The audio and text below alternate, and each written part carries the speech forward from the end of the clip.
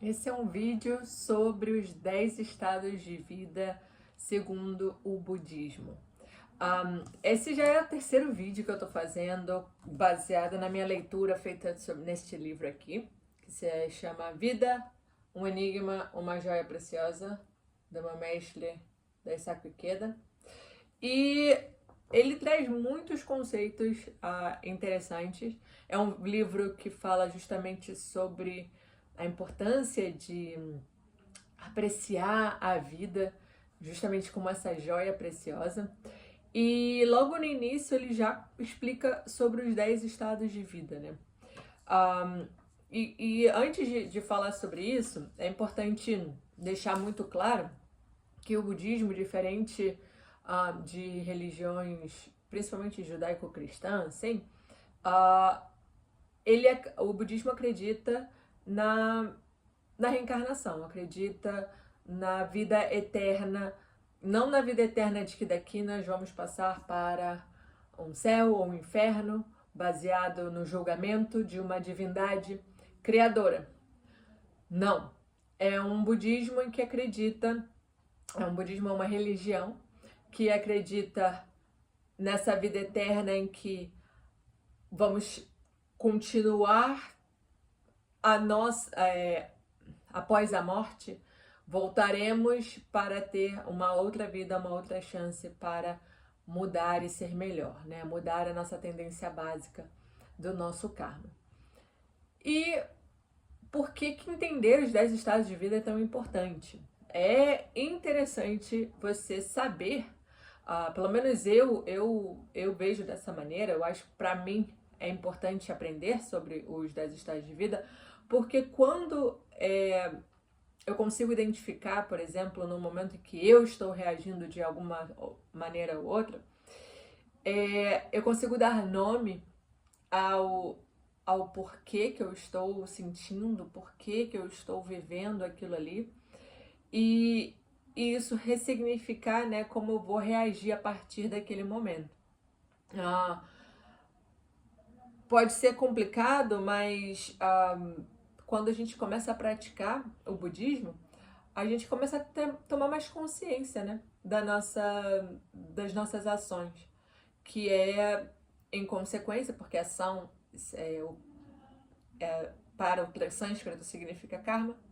Então, quando nós agimos, seja em pensamento, seja na fala, ou seja na conduta da vida, nós temos essa reação, né, um efeito na nossa vida, seja positivo ou negativo, e isso faz com que nós vivamos esse ciclo, né, de ação e reação, que é o karma, positivo ou negativo. Então, quando nós reagimos ou agimos, vamos dizer assim, habitando um desses mundos, o efeito será de acordo com aquele mundo. Vou tentar traduzir mundo de uma maneira muito simples. Vamos dizer que é um estado de vida, ou que é um estado de humor, ou que é um sentimento. Então, voltando aqui, quando nós agimos ou reagimos com base em um sentimento, ou em um humor, ou em um estado de vida, o efeito é de acordo com aquele estado. Então, quando a gente reconhece, a gente aprende sobre ele e consegue, no dia a dia, não é para ficar preso ao eu não posso fazer isso, porque não é sobre isso. É sobre a coisa ser natural, com que nós possamos elevar o nosso estado de vida de maneira natural e com que as nossas ações sejam positivas, porque sim, porque nos é natural. Por isso a gente pratica, né? Para que o estado de vida seja elevado. E não uma forçação de barra fingindo ser uma coisa, porque na verdade, no fim das contas, o registro dessa ação não vai ser verdadeiro. Não tem como fugir, não tem como fingir ser ou fingir fazer alguma coisa quando a intenção real, o sentimento real é outro. Então, não tem como a gente registrar no universo uma ação mascarada. A reação será inevitavelmente de acordo com como nós estávamos naquele momento, né? Com a intenção real, com o sentimento real ou humor real. Mas nós chamamos isso de estado de vida ou 10 mundos, tá bom? Beleza. Vamos de baixo para cima, sendo o primeiro o estado de inferno e o mais elevado, o 10º, o estado de Buda. Antes de passar por cada um deles, e eu não vou nem demorar muito em cada um deles, é importante também a gente saber que não é uma escadinha em que linearmente vamos subindo até chegar o estado de Buda. Não é necessariamente assim, tum, tum, tum, tum, tum. Eu posso estar num estado aqui muito abaixo, vir aqui para o meio. Nós estamos transitando neles de maneira muito fluida, de maneira muito sem ordem. Mas esses estados existem. E também não é uma coisa de que, eu estou aqui e eu vou passar todo dia, ou todo o mês, ou toda a minha vida neste estado. Não existe, não é uma prisão em que você tá ali e você tem que passar toda a sua existência vivendo naquilo. Não é isso.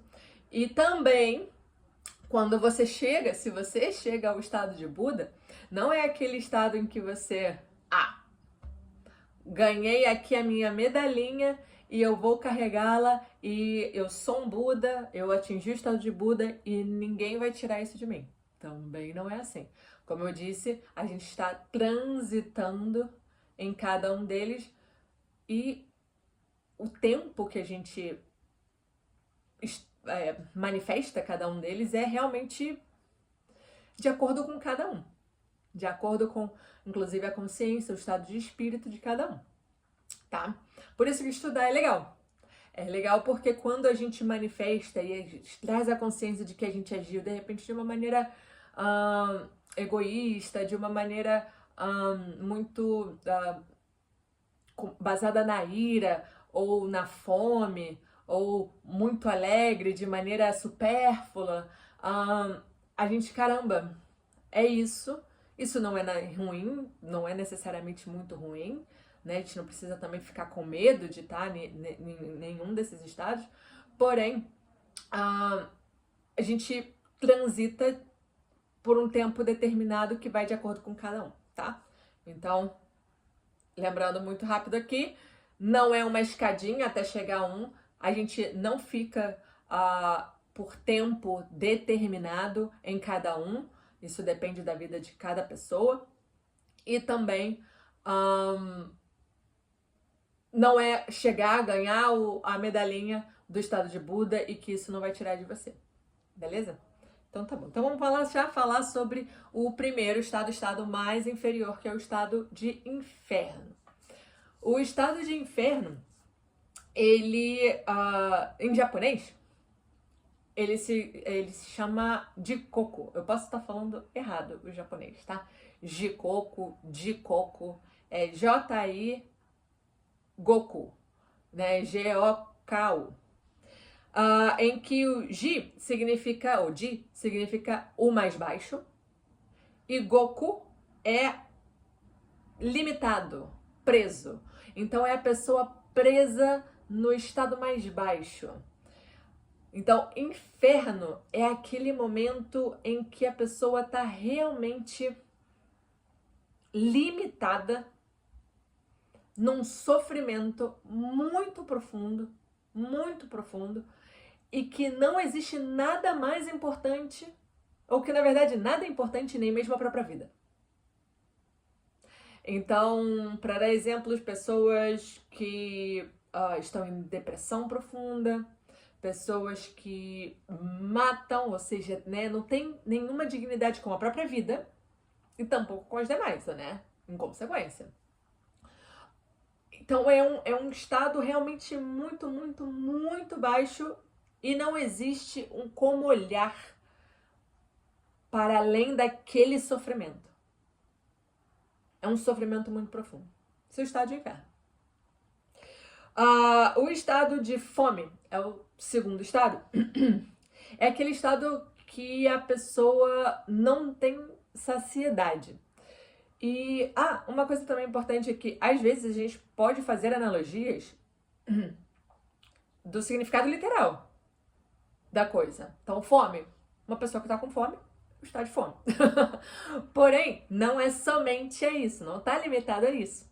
O estado de fome, ele também pode estar naquela pessoa que sempre quer mais, e não é necessariamente sempre quer mais, desculpa, sempre quer mais porque almeja coisas melhores, almeja um aumento, né, para cuidar da família, para poder, enfim, ajudar mais pessoas, para poder ter uma vida melhor, uma vida mais digna. Não, é quer mais na ganância, quer mais independente do que vai acontecer. É uma insaciedade. Esse é o estado de fome. Gula, né? Beleza. Depois, o terceiro é o estado de animalidade. O estado de animalidade, de novo, obviamente podemos fazer analogia com o significado literal da palavra, são as pessoas que realmente agem por instinto. Simplesmente instinto, assim, de não tem nem o raciocínio sobre a coisa, é muito instintivo. Então, uma característica muito comum dos animais, inclusive, é temer os fortes e ameaçar o mais fraco. Isso é uma característica de um animal, né? Poxa, caramba, aquele animal ali é mais forte do que eu sou uma presa, uma potencial presa, então eu vou temer. E aquele outro animalzinho ali eu posso ameaçar e comer. Trazendo para o nosso mundo, não necessariamente assim, vamos pensar numa pessoa que não necessariamente ignora ou não trata muito bem o pessoal da limpeza, o porteiro, o segurança, né? E, enfim, às vezes até pode dar um bom dia, mas menospreza, não considera, não se importa com essas pessoas, ao passo que com, de repente, os seus pares ou seu chefe, pessoas com mais poder na sua realidade, elas já ficam bajulando, né? Já fica naquele estado assim de que, poxa, eu preciso fazer alguma coisa porque essa pessoa tem um poder sobre mim, talvez sobre o meu salário, talvez sobre alguma coisa em relação à minha realidade, né? Às vezes a gente vai, não sei lá, você quer um empréstimo, aí a pessoa vai de uma maneira muito humilde pedir esse empréstimo, né? Mas de repente, há minutos atrás, tratou mal a uma pessoa, um morador de rua. Então, essa é a animalidade. Tudo bem? Beleza, então esses três primeiros estados, os três estados mais baixos, eles são basicamente sem consciência.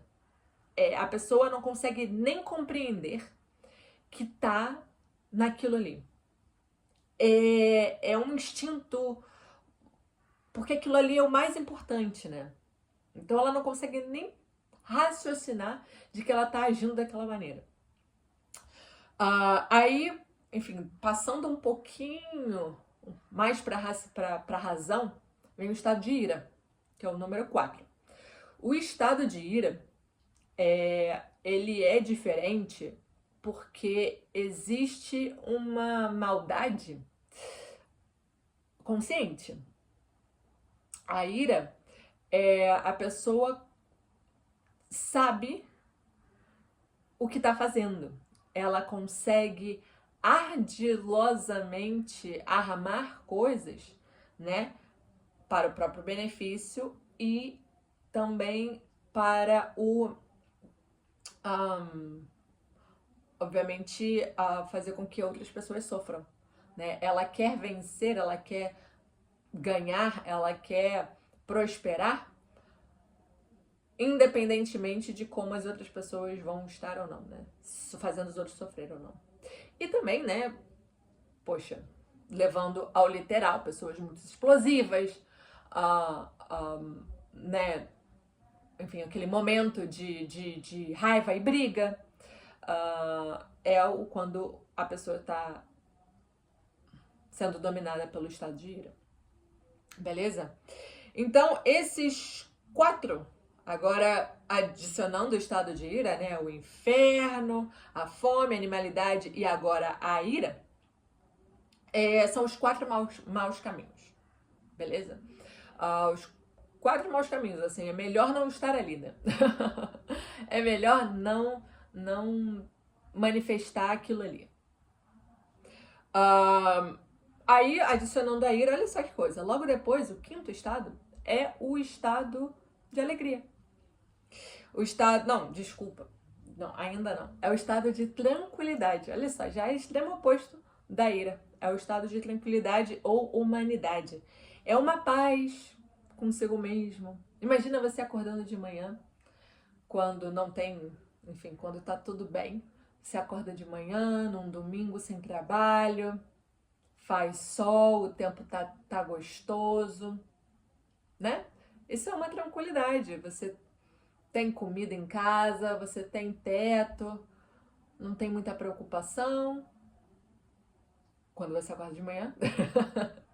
É isso, é o estado mais humano possível. Tem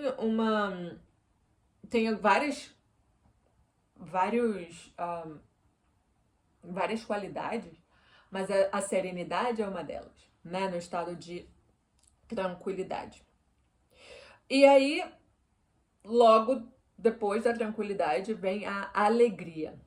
A alegria é esse sentimento de júbilo quando você fica muito contente por alguma coisa. Você fica muito contente por ter conquistado alguma coisa, por olhar ao seu redor e ver que, caramba, olha a família que eu tenho, caramba, olha o que eu consegui comprar, né? Esse é o estado de alegria.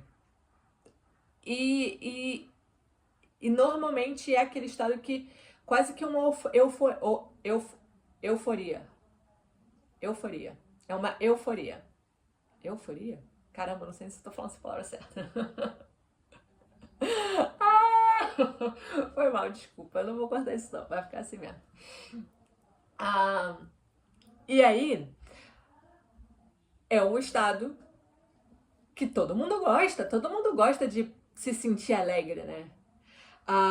Então, agora são esses 6 estados, os 6 primeiros estados, a gente chama que são os estados mais comuns em que as pessoas estão transitando, né? As pessoas que não buscam estudar, não buscam aperfeiçoar o intelecto e o espírito, elas ficam ali, presas naquilo ali, nesses 6 primeiros estados, de inferno à alegria. E como eu falei,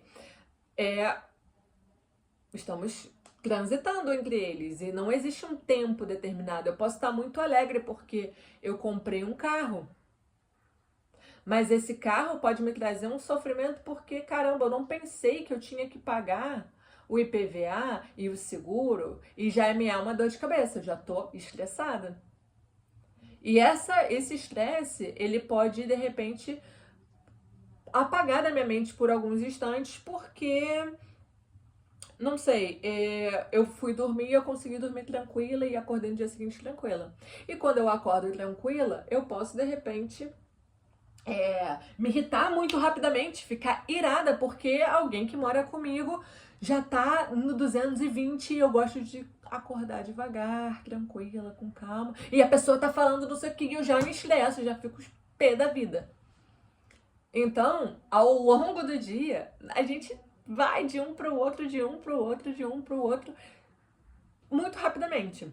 Então, o que nós chamamos de transmigração nos 6 estados é o que há muitas pessoas, a maioria das pessoas que não buscam nem a vida intelectual, o espiritual, o desenvolvimento disso, estão nesse ciclo de karma, nascendo e renascendo, experimentando somente esses 6 mundos, de maneira pouco dominadora, muito mais vítima, né, do que ativa. Beleza. Aí vem o oitavo, é o oitavo? Ou não, oitavo ou sétimo? Não, sétimo e oitavo. O sétimo e o oitavo, que são estados que são a erudição, como eu falei da questão da vida intelectual, e a absorção. A erudição, como eu disse, a gente pode levar de um ponto literal as pessoas que buscam conhecimento, buscam aprender, seja por livros. Hoje nós temos vários outros meios de poder aprender, né? Seja esse vídeo que você está vendo, seja escutando alguma coisa, ou, né? Mas também tem a absorção, e a absorção, ela é basicamente quando nós conseguimos aplicar aquele aprendizado que aprendemos a partir do desenvolvimento intelectual. Um exemplo simples, porque não precisa ser intelectual filósofo, não precisa ser intelectual médico que vai para a faculdade e aprende e aí consegue fazer uma operação, consegue dar o medicamento correto ou as indicações corretas para... Não é necessariamente isso, não precisa ser almejar uma coisa muito alta. Pode ser uma dona de casa que depois de meses, né, buscando soluções para ter uma alimentação melhor na sua casa, porque subiram muitos preços e realmente ficou muito complicado de ter uma alimentação melhor e também manter a economia da casa. Ela buscou, seja conversando, seja lendo, enfim, ouvindo no rádio, ouvindo um podcast, assistindo vídeo, ela conseguiu também aplicar o que ela aprendeu. Essa é a absorção. Então imagina também a felicidade dessa pessoa em conseguir resolver um problema. Esse estado de absorção, ele pode ser comparado a uma mini iluminação, mini estado de vida, estado de Buda. Porque não é necessariamente um estado de Buda, mas é quando a pessoa consegue resolver um problema. Às vezes com a maturidade, né, a gente vai se dando conta, né, caindo a ficha de várias coisas. Caramba, é isso, caramba, é isso. Caramba, eu entendi que se eu economizar X em tanto tempo eu vou ter Y, né, eu vou ter 2X, e eu vou conseguir comprar alguma coisa que eu quero muito sem me endividar. E não é só porque não é só o conhecimento. Às vezes a gente recebe o conhecimento, a gente lê, a gente tem, mas quando a gente começa a agir em prol daquilo, caramba, aí é uma sensação muito boa. E aí vem a possível arrogância quando estamos no estado de absorção, né? Erudição também, né? Porque eu sei muito. E de absorção porque eu consegui fazer como você não consegue fazer. Então isso também pode ser um pouco... não é ruim, mas se não estamos, né, buscando melhorar, pode nos levar à ruína, que é a arrogância. Beleza? Então esses... a erudição e a absorção, o sétimo e o oitavo estados, são estados muito bons, para habitar, se preferencialmente a maior parte do tempo. Mas, de novo, podemos ir para outros estados sempre, né? E aí vem o nono estado, que é o estado de Bodhisattva. O Bodhisattva é aquele estado de compaixão. Uma compaixão, assim, que realmente consegue entender o outro, o sofrimento do outro, e busca retirar esse sofrimento da pessoa. É um estado em que busca conduzir as pessoas à felicidade. Mas o mais importante é que não é pessoas selecionadas, pessoas que eu acho que merecem, pessoas... Não. São todas as pessoas. Independente de o que ela fez, independente de como ela se aparenta, independente do estado social. Isso é o estado de Bodhisattva, que é o nono estado. Aí o estado de Buda. Buda, que também significa o iluminado. Antes de explicar o estado de Buda, é importante comentar uma coisa.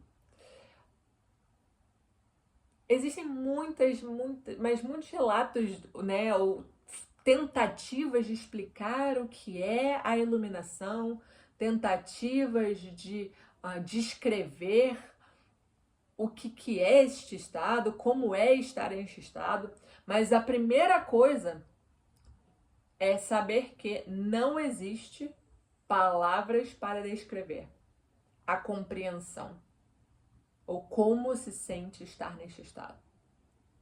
Então, para que eu não fique aqui redundante ou tentando florear, eu vou ler o que está nesse livro aqui, que são várias páginas. Eu vou ler algumas partes que eu sublinhei, mas aqui vai. No mundo atual, a pessoa que expressa a natureza de Buda é imediatamente vista como uma pessoa de bom senso. Ela se relaciona bem com todos, possui um forte senso de responsabilidade e forte fé. É gentil com os outros e raciocina de modo flexível. E, o mais importante, possui benevolência, sabedoria e criatividade imensas. Aí também fala aqui, né?